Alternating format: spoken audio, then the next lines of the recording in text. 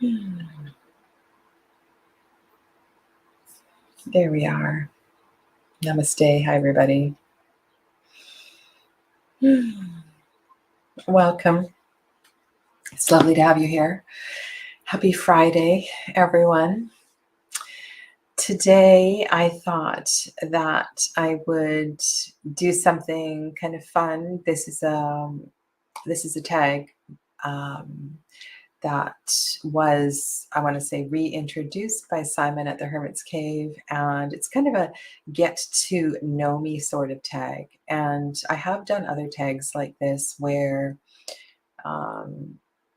I told you a little bit about the decks, how I started working with tarot, some of the things I love about tarot and so forth. But this one really encompasses a lot of great questions. And I will be putting up banners so you can join in the chat. And I really look forward to having your responses to the questions as well too. So thank you, Simon, for posting this tag. And I've watched several of your videos. I have to tell you, Honey Rose Ritual, I just really enjoy your sense of humor, Meg. So I saw yours, and then I watched Simon's. I watched a bit of Chris's, and a couple of the others too. So quite a few people have done this tag. If you want to get to know some new folks on TarotTube, it's a great way to get to know other readers. Saskia, you have a new identity on YouTube. So welcome. Lovely to see you with your own name showing up. So let's get to these. And as people come in, I'll say hi. And please feel free. What I'll do is at the end, or perhaps during as well too, I'll take your questions about finally your own name, yes, about processing. I will take your questions about my experience with tarot as well too. So I don't feel, because this is a live chat, I won't be limited to the 13 questions. Okay. And again, some of these you have heard me talk about before. So because these have been questions in other tarot tags. So let's begin. I want to say hi to Lily, welcome, and Joseph. Yes, this should be interesting. So the first deck and how I encountered it. I believe there was an encounter before 1985, but in 1985, I frequently went to a tarot reader. There was a group of teachers that I taught high school at the time. And there was a group of teachers, and we would hire a tarot reader, and she would come to, we would have supper parties, dinner parties. And she was so interesting. She had the old version, not a computerized version of the ephemeris, and she would have that on her table. She was, I'm pretty sure she smoked. She had her cigarette hanging out of her mouth. I just remember going into a dark room and having readings, and I never wrote down or recorded any of those readings, so I have no idea what they were, but I was intrigued. And I believe she was the very first person who said something to me to the effect of, you could be doing this. Now, I was told over the years by many people that I could be doing this, or I should be doing this. I can't remember how they worded it. But yeah, so that was my first encounter, and I became really curious about the tarot, and I believe I purchased my first deck at Banyan Books, and I don't have that deck any longer. Just let me add just a second. So my first deck was the blue backs. You've all seen this deck a million times. So this is a mini version. And what I decided to do was I purchased the complete tarot kit. The complete tarot kit had the Celtic cross spread in it. It also had the Thoth tarot. These ones are actually kind of nice. I really like the I love the background. Actually, I forgot how much I like these cards. I've had the mini Thoth deck out for a while because I'm going to do a Thoth series on my channel. So I purchased this complete tarot kit, and the thing I liked about this particular book was that it had side-by-side discussions of both the Thoth version and the Rider-Waite-Smith deck as well too. And so I was simultaneously studying both of these decks once I got into this. And I never did any lessons, mentorship lessons with her or anything, but she was so mysterious. And then I remember I was at there was a kind of a fair, and you could go around to different psychics. And I remember I was in a hotel lobby and I had a really powerful reading, and the tarot reader said, "I don't usually do this." And she turned her tarot cards around, and I think she was asking, what my impressions were and so forth. And she was using this same deck as well too. Yeah, so I've had a few different versions of the plaid backs, and I'm pretty sure one of my children has my original plaid back deck. Yeah, those were the days. Oh my goodness, I loved that group of teachers, and it's funny, I kind of miss teaching high school, but it feels like a lifetime ago. That was Joseph. That was Simon's first deck as well too, the one JJ Swiss.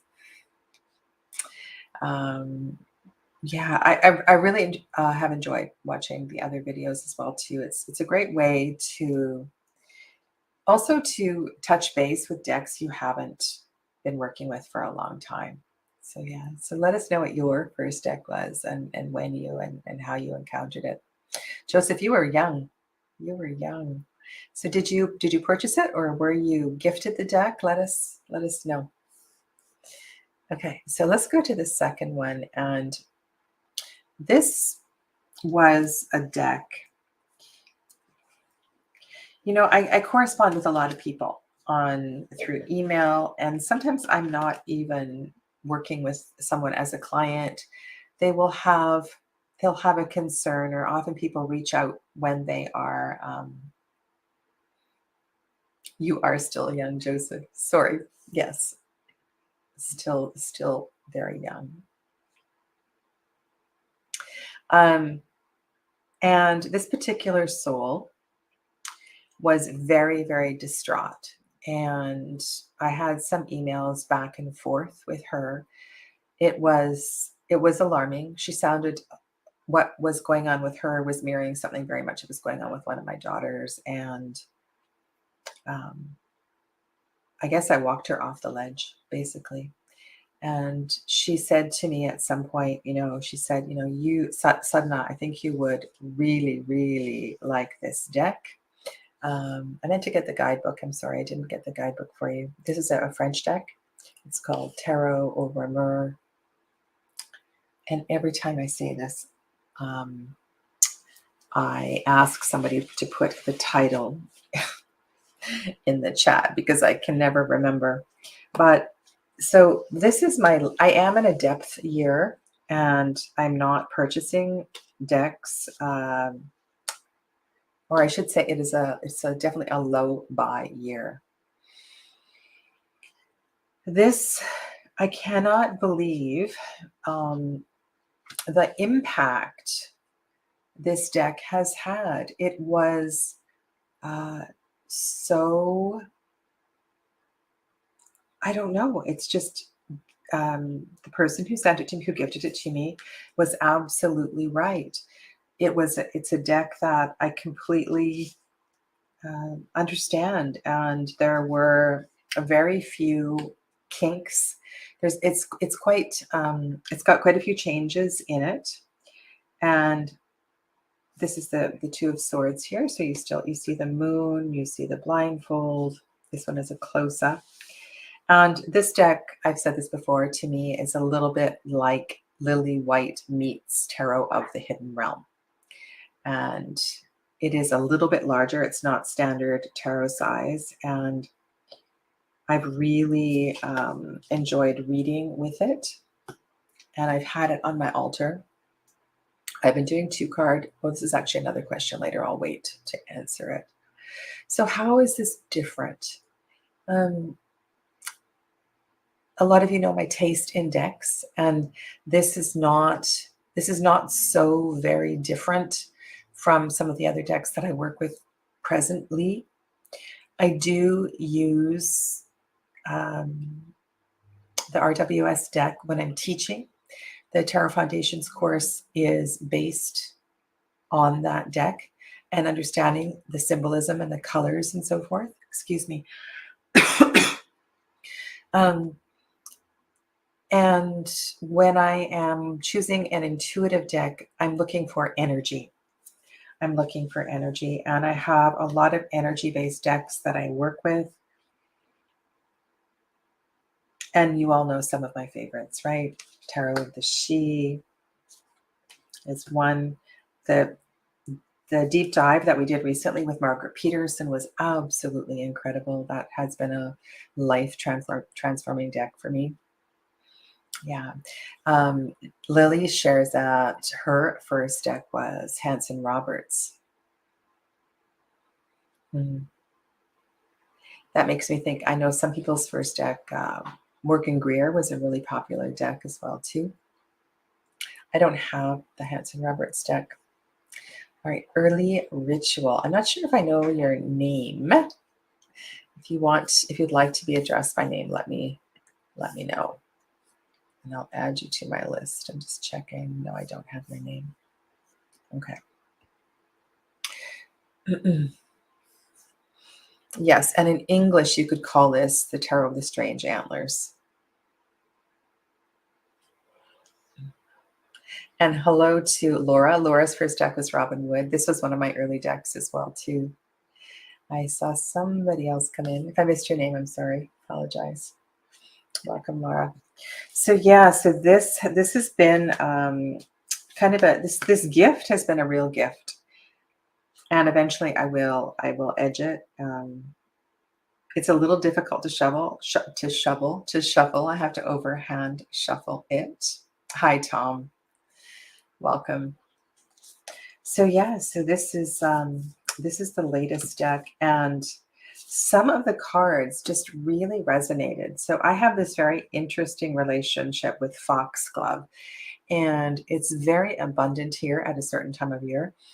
And I have thought, and I'm wondered why nobody collects foxglove, and because the digitalis, of course, is used for heart medicine, and I've never heard anybody using it, processing it. I know it can be poisonous, so it has to be done carefully. But certain cards in this deck have really got me thinking in a new way about some of the energy of these cards. And the court cards are different. So yeah, so those names are changed. This deck does have 8 as strength, if you're interested. So yeah, so that is Tarot of the Strange Antlers, or Tarot of the Strange Branches. Hi, Joel. Welcome. Robin Wood is just a fantastic deck, and I will mention Robin a little bit later. So Joel's first deck was Mystic Dreamer Tarot,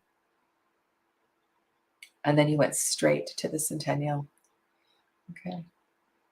So let us know what your first deck was, and anything else that you want to hop in and share with us. So the next question is why? Why tarot? And perhaps I will show you a deck while I do this. I think for me, the reason I like to use tarot is because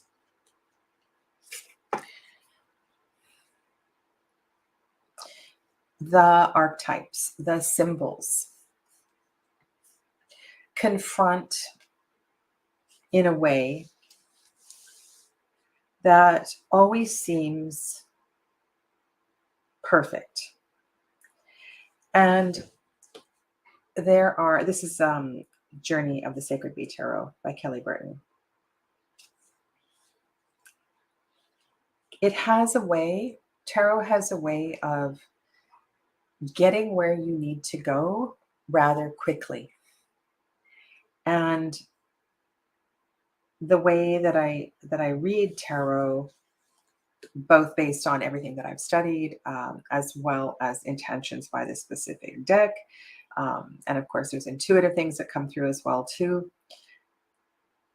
I'm just astounded by its cleverness, the way that somehow there was a tag, I believe that Chris Elemental Cartomancy started, and it was something to the effect of how tarot works or how you see tarot working. And you might want to go back and have a look at that video. But when I do my invocation for tarot, I imagine myself as a vessel. I am a medium. I allow the words, I allow the messages to move through me. And of course, I'm awake, I'm conscious. I have a memory full of readings and different experiences with different cards. And I really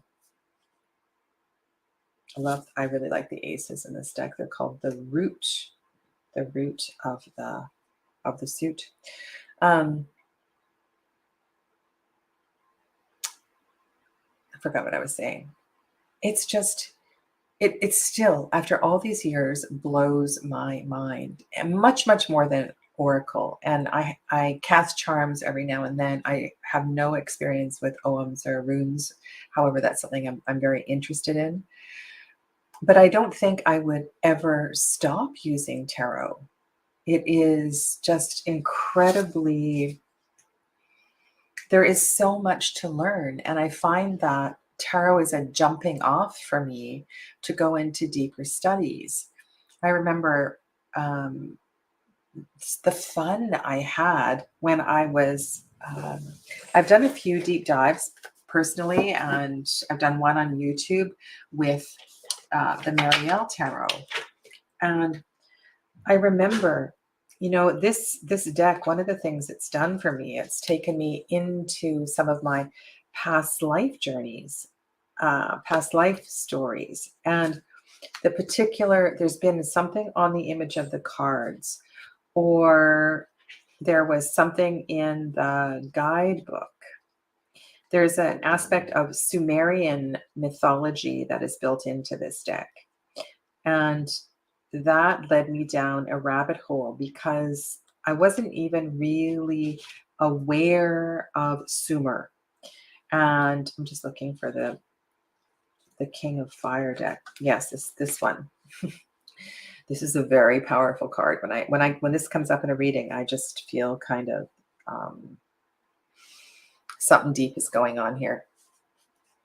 And so tarot does that for me. It takes me down rabbit holes, and I absolutely love that it does that. The rabbit hole in this deck, if you're not aware, the sixes are associated with the archangels. And the contemplation of the sixes as a place of beauty and peace and all that the number 6 is, and then placing the archangels there, that was a really interesting deep dive for me. So I feel like the study, the rabbit holes, the tipping off places that tarot offers are endless. And I love, love, love working with it in so many different ways. Yeah. Let's go to the some of your comments here. The Thoth Tarot. I know, I think that it was the Thoth Tarot that I saw at the P&E. There's the Pacific National Exhibition. So every summer my family would go to there, and I don't think my mother let me go in the tent with the psychic lady, but I have a memory of this deck from the Peony, and I don't know why. I don't know if I snuck in there on my own as a little girl. Yeah, but this deck is very familiar to me as well too. All right, let's go to the next one, which is Tarot Pet Peeves. I feel like this is a bit of a sensitive topic, and I have shared with you, for those of you that watch my channel regularly, is, you know, some of the things that I have come to really not care for. And I think this is just my evolving relationship with tarot. I feel like I expect more of tarot now. I expect more of tarot decks and tarot creators. And I don't like laziness in a deck. And I know Simon talked about lazy pips. For me, the laziness is in the, and you have to be careful with this as well too. Is this in the reader's inability to express in a written form? Was there not a budget for a sufficient book?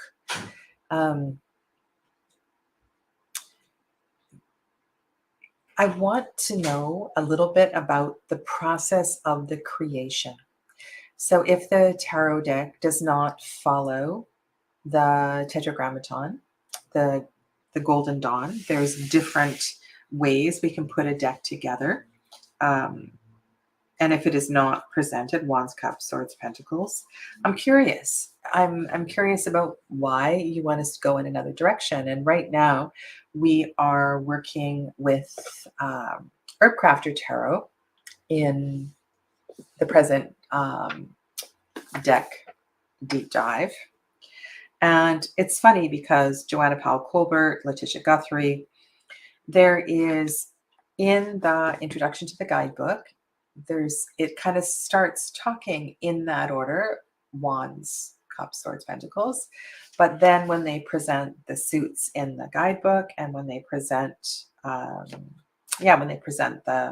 the minor arcana, it's always presented with swords first. And I know a lot of decks present swords first with that thinking of thought comes before creativity. Which comes first, the chicken or the egg? And does it matter? To me, it matters. I want to know why you've made the choices that you've made.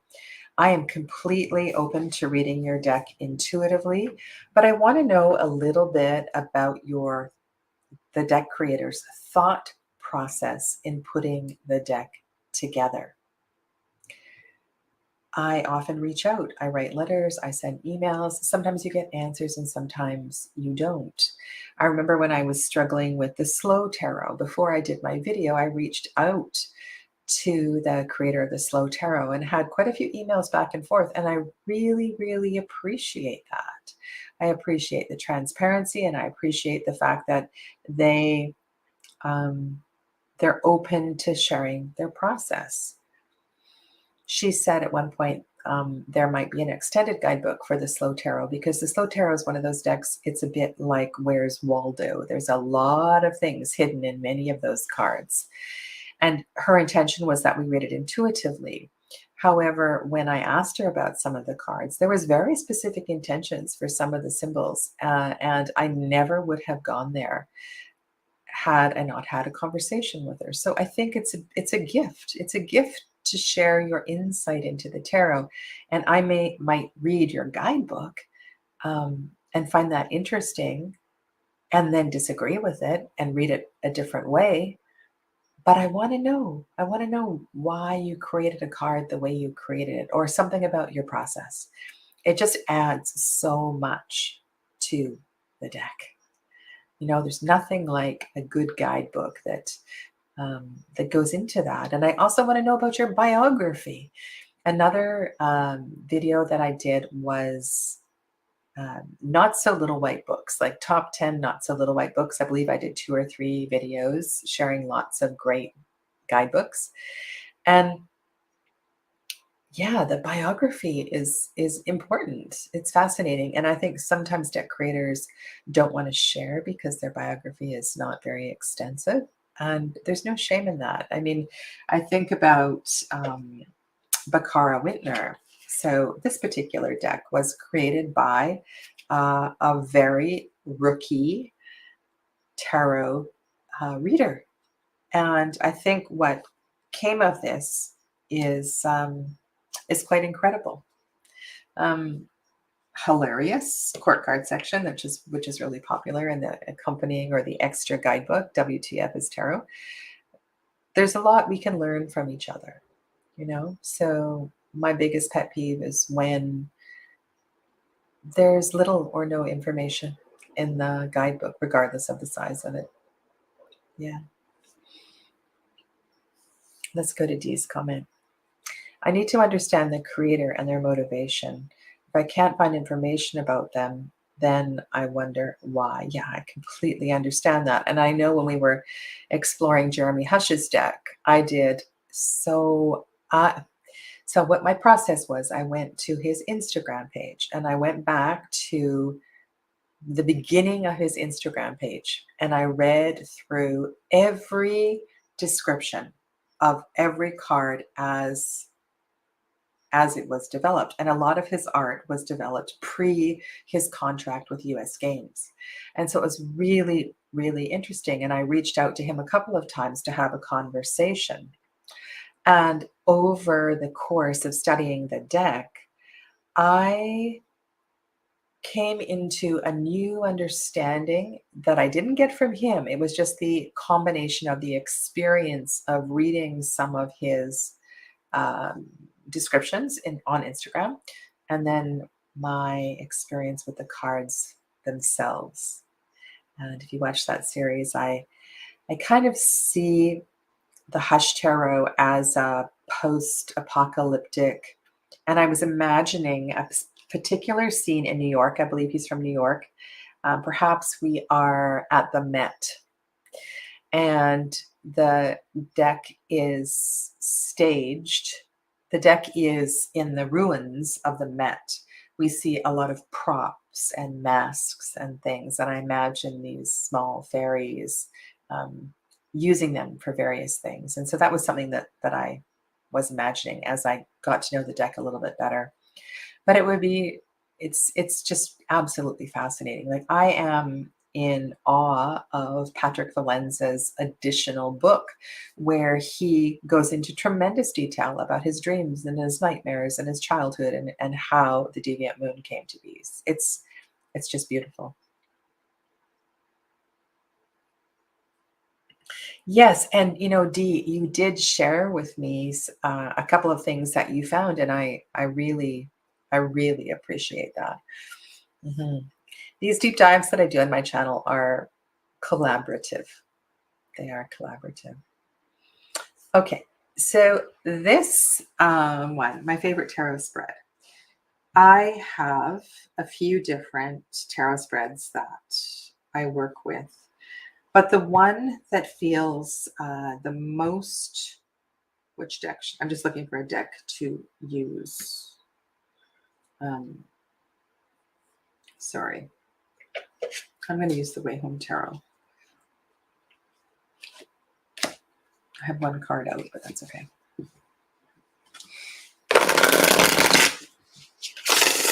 Hi, Sharon. Welcome. Okay.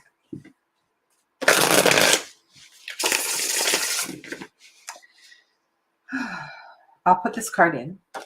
Would anybody like to ask a question I think I'm going to show you this tarot spread and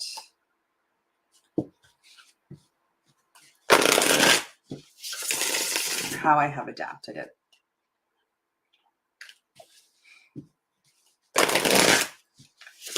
This is the only question, only tarot. This is the only reading I'm going to do today. Just, it's a great way.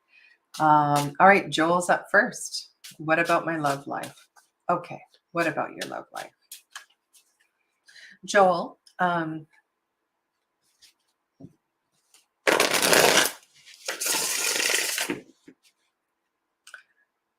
you please tell me your gender preference?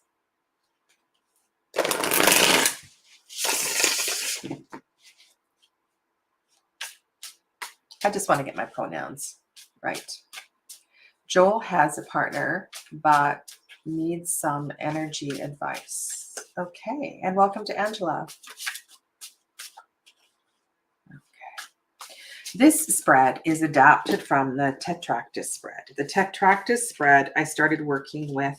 It's in the back of Landscapes of the Abyss. It is a 10-card spread. The cards are laid out 4, 3, 2, 1, like a pyramid. And this is a mini version of this. And thanks, Joel. And I really like working with this. Okay, so this is a reading for Joel regarding his love life on the 19th day of August 2022. And Joel asks, what about his love life? He has a partner and would love some energy advice. Okay.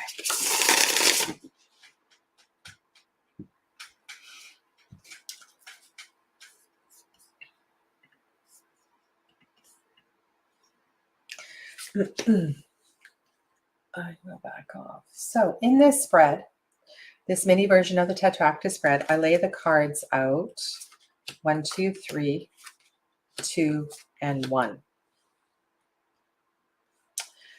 And the reason I love this spread is it allows so many different, we can look at the lines that are going up the side. We can look at the relationship between the card in the center at the bottom and the top card. There's a mini triangle that's going on here. There is a triangle here. There's so many great lines. Hello, welcome.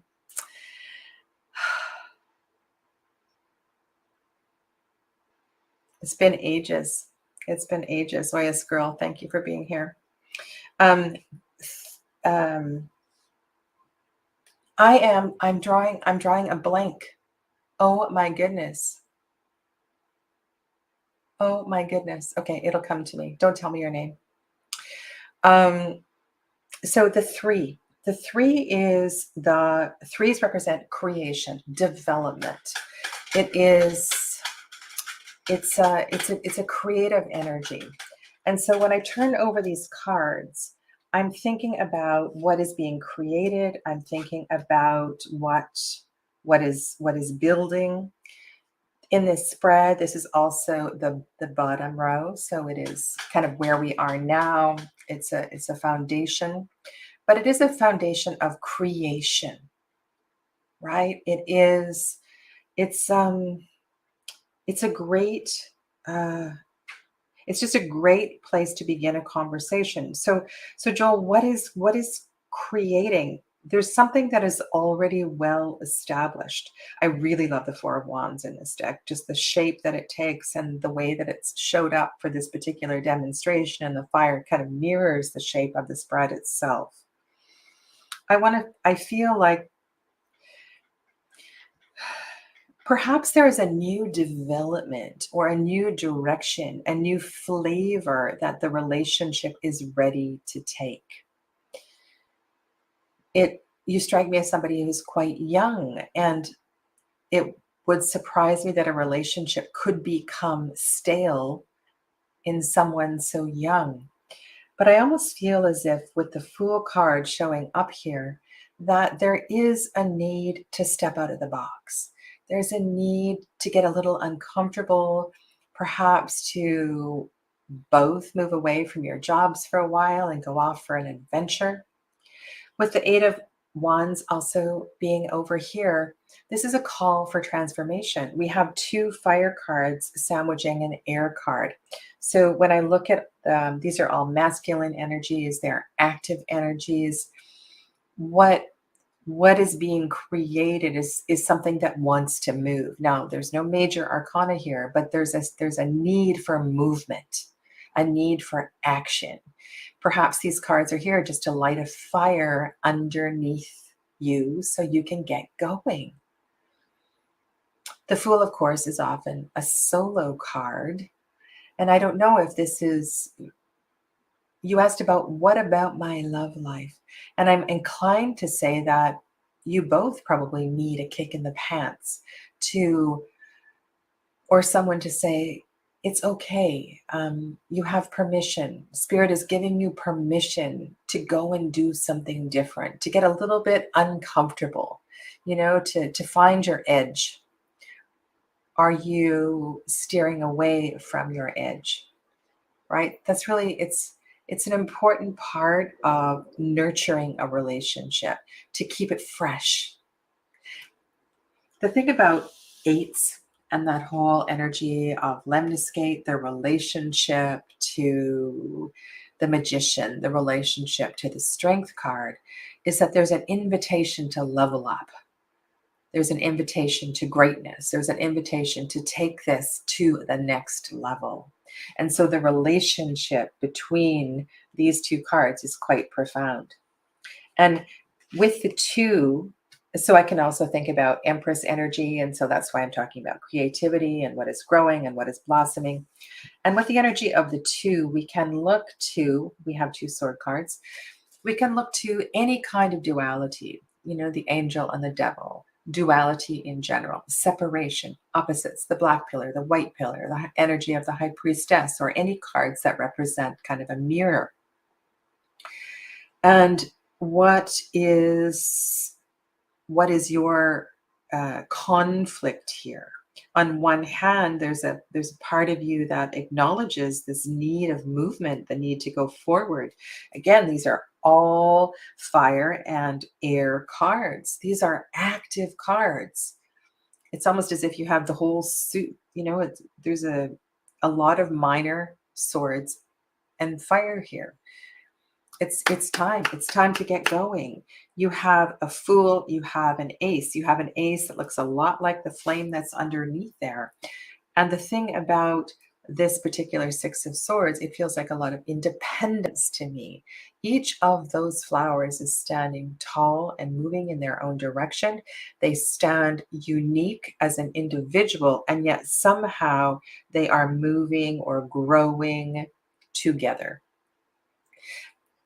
The Five Swords are left behind. They're not the Five Swords that we saw in the Five of Swords. We're not taking them with us. We're growing and we're moving, and there's a sense of beauty and development. Also, I feel like a freshness. There's so much freshness with the Six of Swords. Okay. With the Ace, what is there a conflict? Do these cards support each other? Perhaps you are unclear. Perhaps you are unclear about the direction that you want to go, and it's simply a matter of making an intention, stating something. When I see this particular card and I'm thinking that the moon is waning right now, I would encourage you to start feeding that intention a little bit closer to the dark moon, so that your intention is set with the alignment of the next lunar cycle. The next lunar cycle is a really powerful one. The moving towards the full moon in September. So I would do that. And it's funny, I'm just having this vision of the Hermit card and thinking of the Hermit being the Virgo card. And indeed, perhaps this is a solo journey. Maybe you are traveling to the ashram in India, to an ashram in India or something. I feel a spiritual connection here as well too. Okay, so there's some sort of, this is a number of peace. Do we have all even numbers? We have 4, 6, 8. 4, 6, 8, a 0, and a 1. And another thing that's really fun to do is to add up all the numbers and see what the whole thing is. Right? So here we have the 3 of Wands. I love this card. This is a portal card to me. There's a need to go, Joel. To go find it, to have an adventure. And all of these cards are fueling into the magic. I love the blue colors here, the cosmic light that is in the shape of these branches. The new growth here is mirrored in the 6 of Swords. There is no water, there is no pentacles. So this is not a balanced reading. This is either a serious call to action, and Spirit is saying, that is Amber dreaming, if you can hear that funny noise, my dog. This is a serious call to action. You know, it's time to get up off your seat and do something and go and find what, to find your passion. So if you have been contemplating a shift, and I hesitate to say major shift because these are all minor cards, but I feel like this is not going to be difficult for you. You are so ready. The Fool, we do have one major, it's the Fool. Okay, so, and the Fool is lined up with the 3 of Wands. So I would say go, yes, go, say yes. And know that it will be in your highest. There's something here. So we have fire, fire, fire. So the outside triangle is fire, fire, fire. Get really clear about what it is you intend to create. Take some time to play with the language of the creation.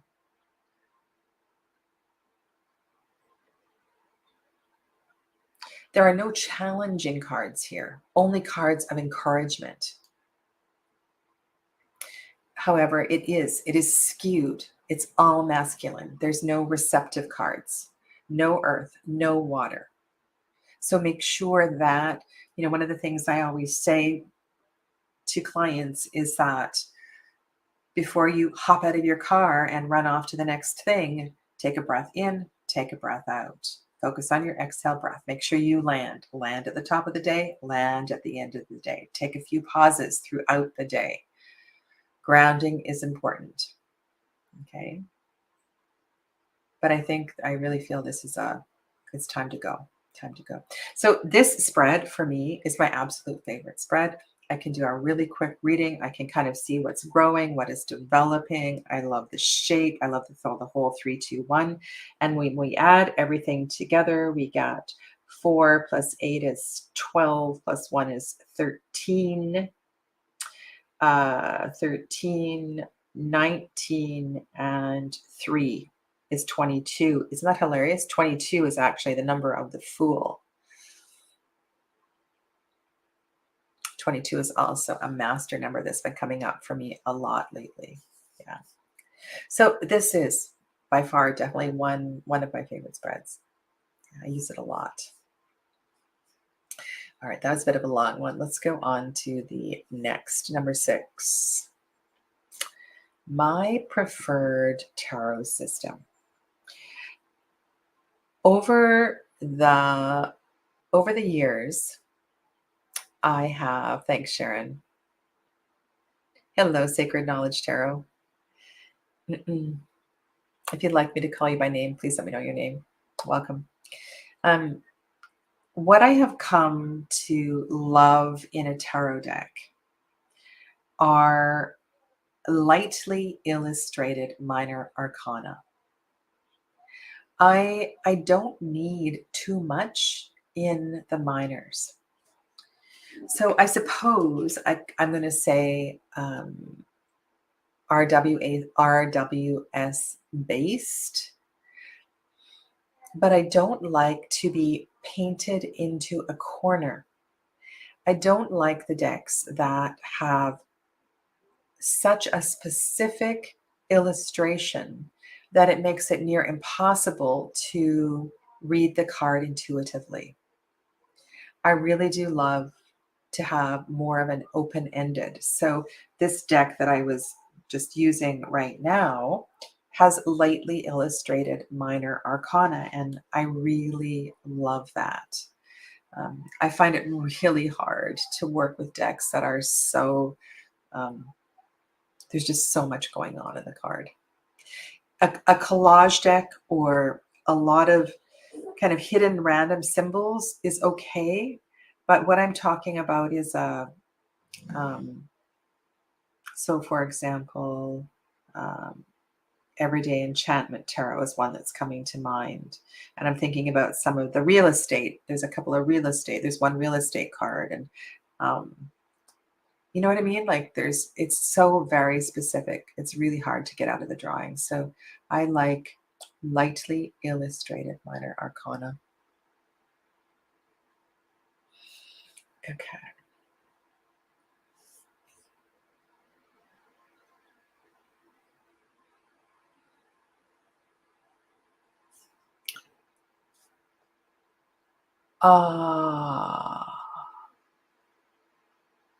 Sacred Knowledge Tarot, I am well, thank you. Prediction Tarot, I don't know this one. I'll have to look it up. Laura, this deck is called The Way Home Tarot. It's by Bakara Wintner. That's the writer, not the artist. Your name is Ray or Rhea. Okay. All right. Joel, you're very welcome.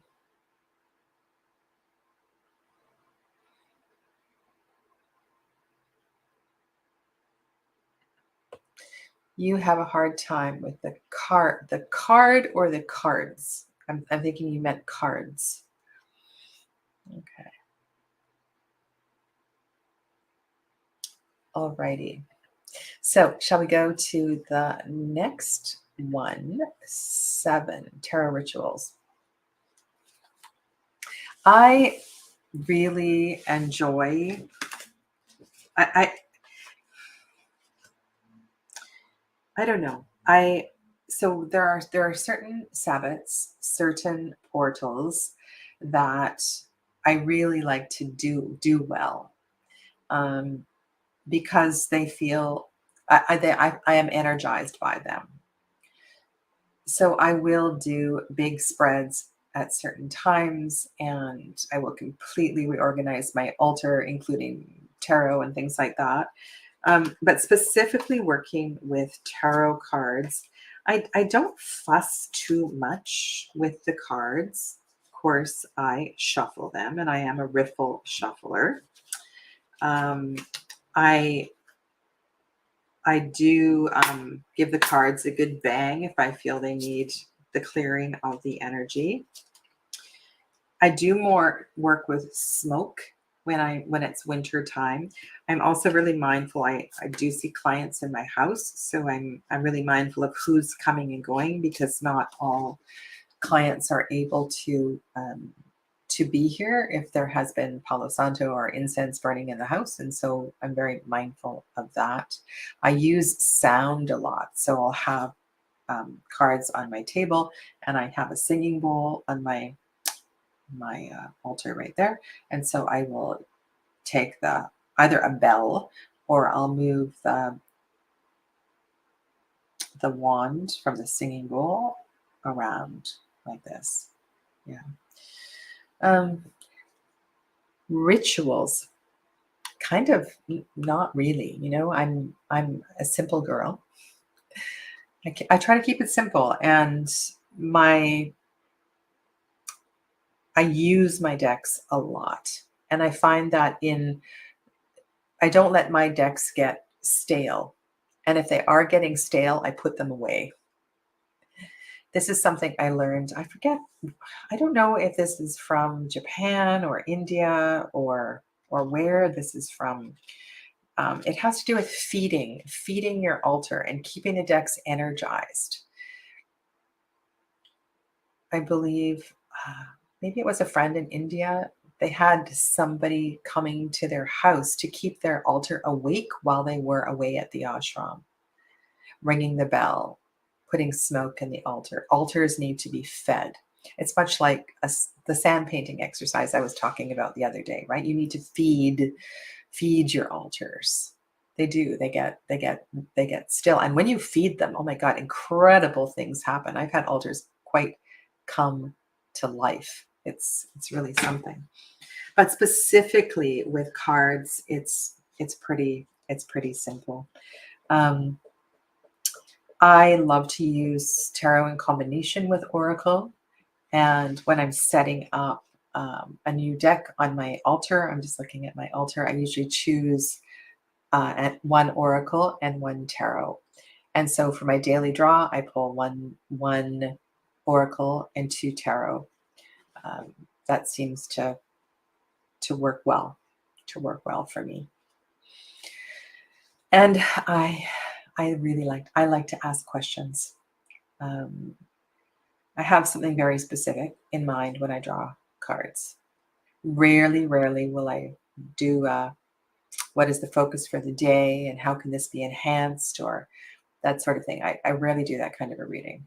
I'm one for asking questions. Okay. So yes, very little in that department.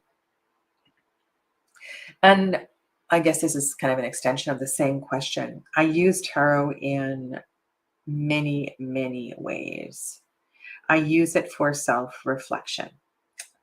Self-reflection, self-study. In yoga, it's referred to as svadhyaya. Svadhyaya, so self-study, self-reflection. I use it obviously in my work. I use tarot a lot. I will use it also perhaps I'm working with a client and they have not intended to use tarot, but I will use tarot as a focus. I know my decks so well. So they will tell me a story and then I will have a visualization of a certain card from a certain deck. And I'll go, just a moment, I want to show you something. I'm going to show you some art. And I'll go and grab a deck and pull out a certain card. And I'll have them look at it because they're not alone. Their situation is not unique. It's a universal experience. And I find the tarot is great for providing comfort, helping people to not feel that they're alone. So yeah, I use tarot for dream work. There's certain cards, there's certain times where something has happened and I know that if I go into my dream and I stay on the path that is this visualization that I've had. So it's kind of like path working, but I will choose a card that is that is an illustration that is close to where I know I want to go. So I was talking about past life work. So the Nine of Swords in the Marielle is a card that comes up for me all the time. And there's a very important past life in India. And so from time to time, I will go to this temple and I will walk around and I will try to better understand the archetypes that I continue to work with. And so I've been into this card many times, journeying and, trying to figure out what's going on in my life. I'll use it to connect with family. I have 4 children, so sometimes I use it to connect with my kids. I'll put down their significators. I'll put down their astrological significators. I'll put down cards on the table that reflect their situation and try to find. My kids often call me and say, "Mom, can you do a reading for me?" you know. But sometimes I do that much like I might set up sort of a landscape and then do some Reiki healing over the tarot reading as well too. So yeah, so I use tarot in lots of ways. This is a really fun question. Ooh, let's go back to the chat for a minute before we go to this one. Mm-mm. This is Rhea. I have rituals. I get up and clear my space with Palo Santo. Then I meditate for 30 minutes before starting my day. And some things to me don't feel like rituals. I'm also one for clearing and cleaning my space. So when I sit down to do readings, I am clean and my space is clean. So if I don't have a shower, I'm going to go for a swim. There's cleansing my physical body is an important part of definitely getting ready for readings. Yeah. Hmm. Thank you. Thank you for sharing all of your rituals. Yes, go ahead.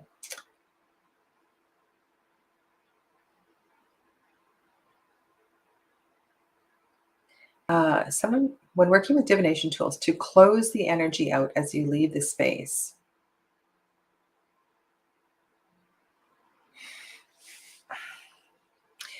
I suppose in a way that I do that. So every time I finish a reading, when I say thank you, I'm saying thank you to my guides. I'm saying thank you to the Queerance guides. There is there is a so one of the things I do. So suppose we did a 3-card reading, right? So what I do is I put the cards back in the deck like this, and I shuffle the deck. And in that way, I'm closing the reading. But Rhea, I know what you're saying. So I have when I do sacred space with when I'm working in sacred space with a lot of people, I will often open the directions and open the sacred space that way. And then I will have a specific uh, incantation, a specific, I can do it in a shamanic way. I have that one dialed down and close and give gratitude. So I think the gratitude part and closing and putting the tools away is an important part of it. The deck goes back on the rack, the deck goes into the box, the charms go into the bag, right? Everything is closed up. From time to time, I will leave a reading out, and I use the word marinate. I leave a reading out to marinate because it doesn't feel complete. It feels like it has more to share. And so from time to time, I will do that as well too. Yeah.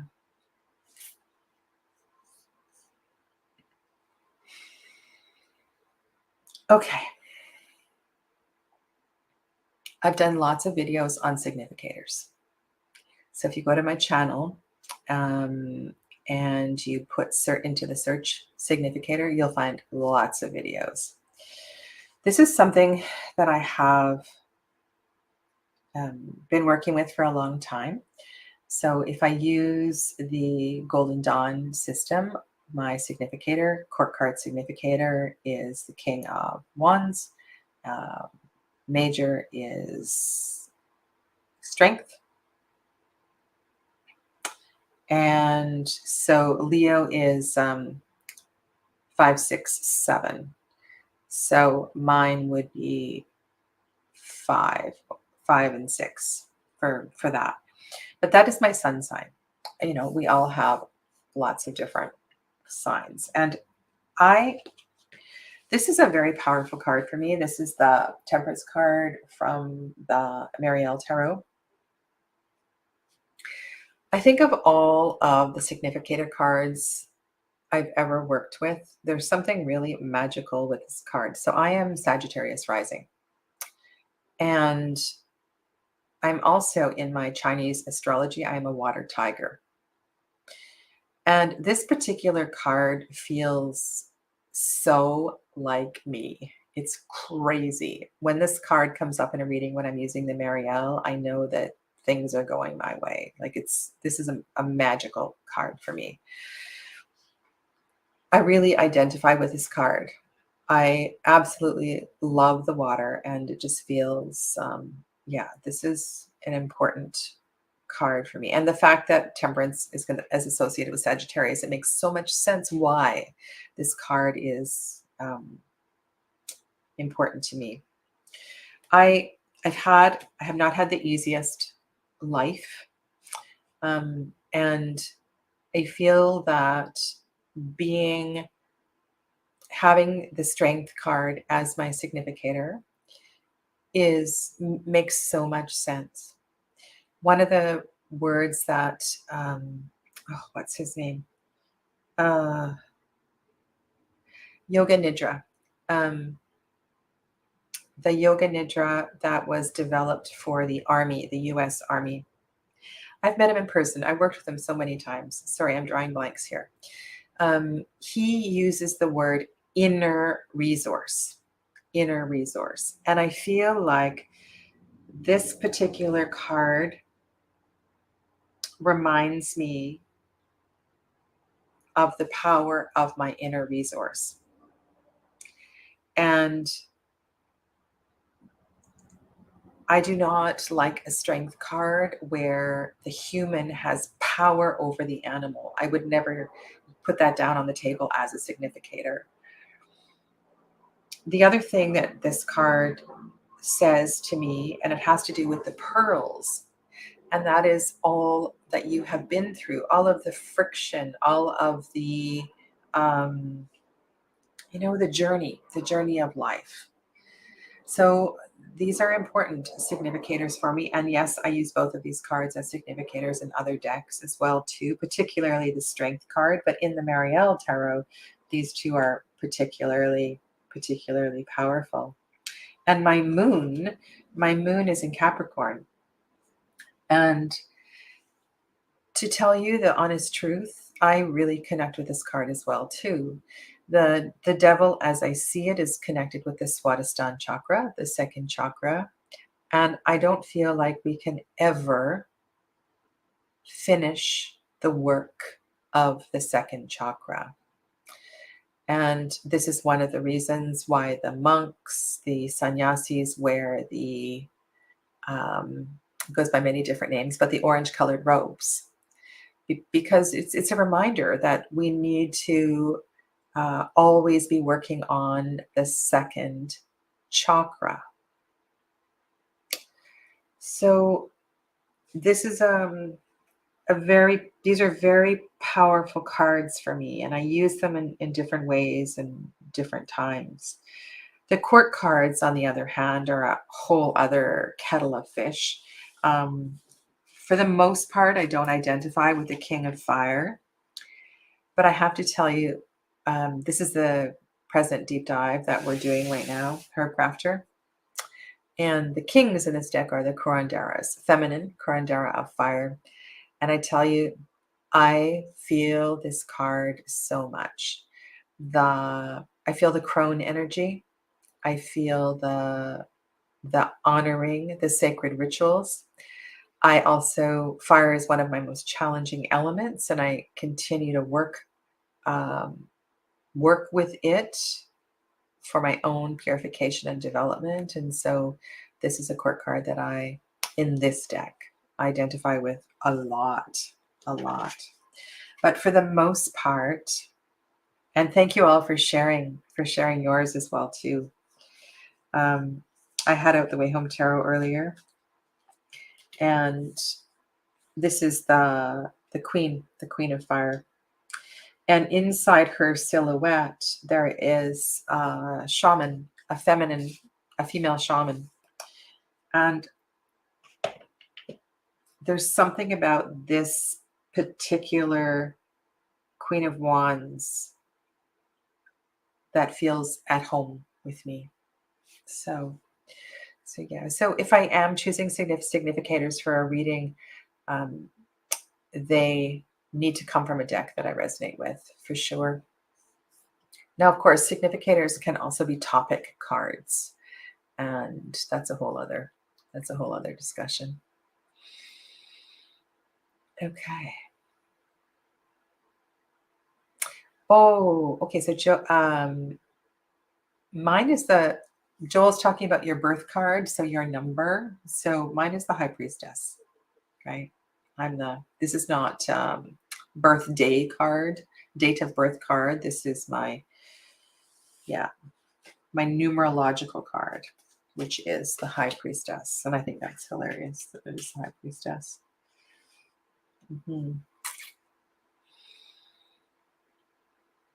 D is Sag rising and loves all temperance cards.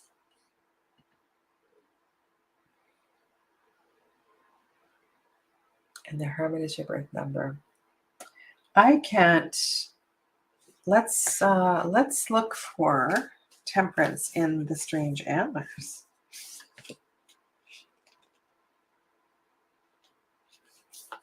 The devil looks like the one in the slow tarot. Justice. Oh, let's look at this deck some more just for fun. That's a 9 of Cups. Isn't that gorgeous?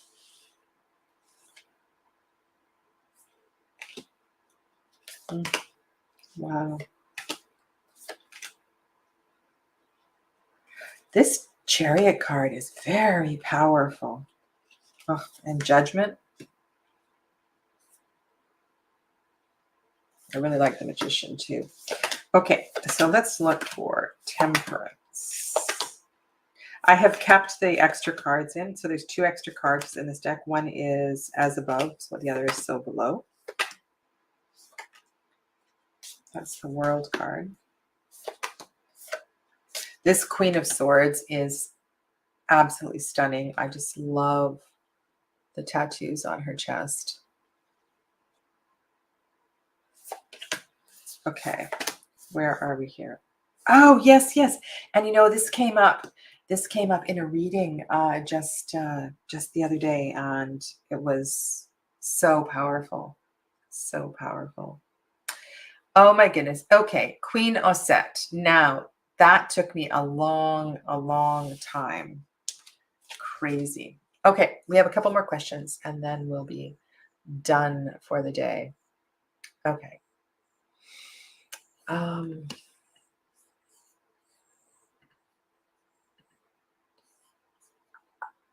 Number 10. I'm going to keep this quick. I have a few. So one was the set, the Red Seeds set. So the Red Seeds Tarot and the Oracles I bought as a package and spent, I don't know, over $300 Canadian dollars. My most expensive individual tarot deck is by far Dust to Onyx. And I think it's hilarious. So many people, when they were doing this tag, they said they had no idea how much money they spent. So oddly, for those of you that know me, I have an abundance of spreadsheets, and I can tell you exactly how much money I spent on this deck. Except I reorganized my... There's a few because I bought them on eBay and I spent way too much money. Okay, I need to scroll down. This is like $200 and something in Canadian dollars I spent on this. It was a lot of money, or 190 or something. Anyway, I'm not going to take time to look, but I do. I have it all written down. The money that was spent on a few things. Another one that I spent way too much money was when I ordered a deck from Tarot Collectibles. I ordered 3 decks and all the bonus cards. And again, it was more than $200 Canadian dollars. So yeah, so a couple of times I have just gone crazy. I bought and again, paid too much money. I bought the Llewellyn version of the Gaian Tarot on eBay. And that was an expensive acquisition as well, too. But so worth it. So worth it. Okay. Yeah. I don't have any, like, I haven't spent $500 on a vintage deck or anything like that. I've never done that. Yeah. All right. This is a fun one. And you know what? I don't need any more decks. I really don't. I have all the decks I will ever need. I don't need to buy any more decks, okay? However, there is one deck. Uh-oh, what did I just do? What did I just do? Okay. There is one deck, and I'm going to show you what it is. I made a little thing here. You know what? I find this deck really enchanting, and I kind of identify with this slightly chubby white woman with slightly red hair in this deck. And I love the burlap edition, and I don't know how I ever missed this deck, but I would actually kind of love to have the Hilda Tarot. And I never see it in the Facebook marketplace groups. Yeah, I don't know what it is. It's kind of retro. It feels a lot like me. It's not a deck that I would read for other people. But I would love to have this deck. Yeah. Yeah. So that's one. Of course I have a wish list, and all of those decks on my wish list are maybe, there maybe is one day. But this is one, if I ever saw it, I would buy it, because it just feels, I don't know. It looks like it would make me happy. It would make me happy. Okay. Number 12. What's the most important lesson that tarot has taught you? The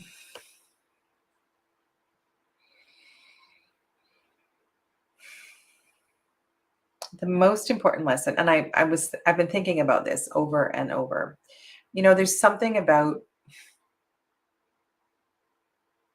I think, to step out of your own way, and this feels very much in alignment with all the yoga lessons that I've learned over the years.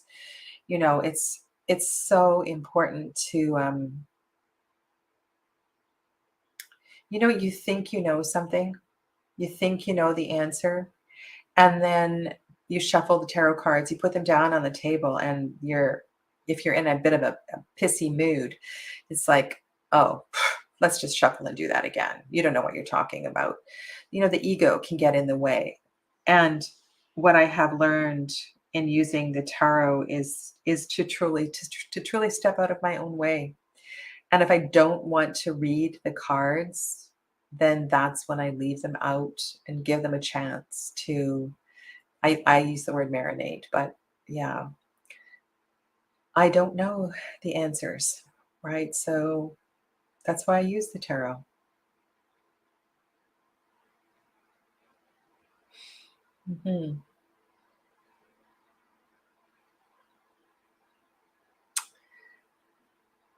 Release your desire out into the universe. Who knows what may come? Thank you, Queen Osset. All right, so here's the final one. And I'm calling this Guess Who's Coming to Dinner. So Simon invited Pixie, Pamela Coleman Smith, as his guest of honor, and Rachel Pollack and Patrick Valenza. And his criteria was one major guest and then two others. But I decided that I wanted to have a dinner party. I decided that I wanted to have a dinner party.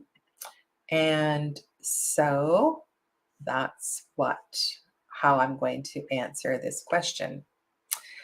And these are some of the people that I would have at my dinner party for various reasons. Various reasons. So, do you know who any or all of these people are? I'll quickly go around and tell you who they are. Okay. So, one of the earlier RWS clones that I spent a lot of time with was the Anna K Tarot.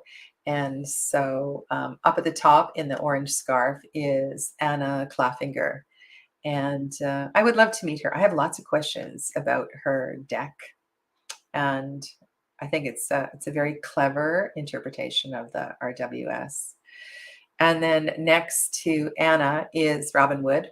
And this is a younger picture of Robin. And I just have so many questions for Robin. So she's no longer with us. And Simon said we could invite people, of course, in spirit. And so Robin is there. And then there is the most entertaining Mark Ryan. So it goes Anna Claffinger, Robin Wood, Mark Ryan. He was on Lavender Moon's channel, Amber Lavender Moon, recently. Oh my God, he is so engaging. I would definitely have him at a dinner party. And then we have Pamela Coleman Smith. And I'm sure we would all be asking so many questions to Pamela Coleman Smith. Yes. And Saskia, yes, Caitlin Matthews is there. I don't know if you would recognize her picture. Okay. Underneath Pamela Coleman Smith is Ciolo Thompson. And I find her decks very mysterious. So bye, Rhea. Bye, Rhea. Thanks for joining us today. I find her I have a lot of questions. So I would love to engage her in conversation. I've never interviewed any of these people, so it would be a privilege. And then Ferguson, Anna Maria Ferguson is there in the black and white picture. She is the Arthurian tarot artist and I just want to pick her brain about a lot of the wealth mythology. So that's who I would also have her there. We would have a great conversation, all of these people sitting together around the table. So and then we have a much younger soul, Saskia's here in the chat, Stacia Burrington. That's Stacia Burrington, creator of the Sasraibito. And somebody else I have lots and lots of questions for. And then also in spirit is Flournoy. So I have a few decks by Jacques Flournoy. And one of the reasons I would want to have him to dinner is because I want to talk about the process of wood blocking and his journey and his the history and the research he did in creating his print shop. So he would be a really cool person to have there. And then there's Caitlin Matthews. Oh, I can use my finger. Here's Caitlin Matthews right there. Oh, I can use my finger. Okay, here we go. So Anna Claffinger, Robin Wood, Mark Ryan, Pamela Coleman Smith, Ciolo Thompson, Anna Maria Ferguson, Stacia Burrington, Flournoy, Jacques Flournoy, Caitlin Matthews. So why Caitlin Matthews? So many reasons. She's just a wealth of knowledge. Lenormand, Tarot, all of the adventures. Oh, there's somebody missing here. Her husband. I would also want her husband at the table, John Matthews. I want to talk to him about his connection with the she. But Caitlin is amazing, and I would love to have her there. And then next to Caitlin Matthews here is Mary Griffin. And Mary Griffin is the creator of the Hesychos Tarot. And we would have such a great chat. I really would love to get into her head and talk about her experience with the Fae and the whole world of Hesychos that she created. And then perhaps not surprising is Celia Melville. I've been working with her decks a lot over the last few years, and I have the French guidebook, but there's still some things that I would love to explore with her. And I also suggested about doing a translation for the French guidebook. Um, I believe that was mentioned in passing. We had a conversation, but that never came to fruition.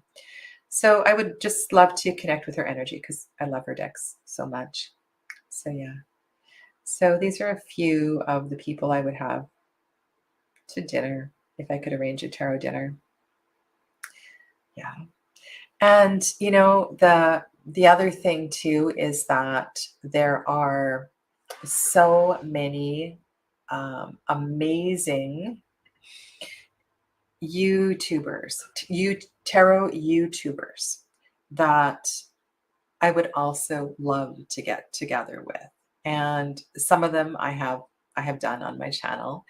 And I don't know, that would be really fun as well too. And then imagine if all of you, and it's funny because I have invited many of you. I've had open invitations for Tuesdays. If you want to come and show your face on any Tuesday, you are most welcome to read with me, to have to have your face on the camera while we're doing a live reading. Please know that is always an option, because many of you I've seen in my classes, right? I've seen your faces, but some of you I never have, and so it's a really different experience when you meet somebody, right? I think, oh, this is hilarious. Yes, okay, here's your comments. Would be so cool to have the Matthews there. It really would. Angela would also like to meet Celia. Let's go to Maria. Hello, Maria. There is an English translation now for the Lily White. Really? Okay, well, that's good to know. Thank you for that.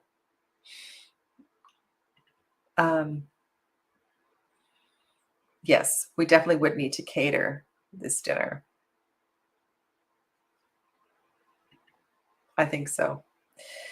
So that's it. That is a wrap. Now, Simon chose 13 questions because the death card is his card for 2022. And so it made sense to have 13 prompts.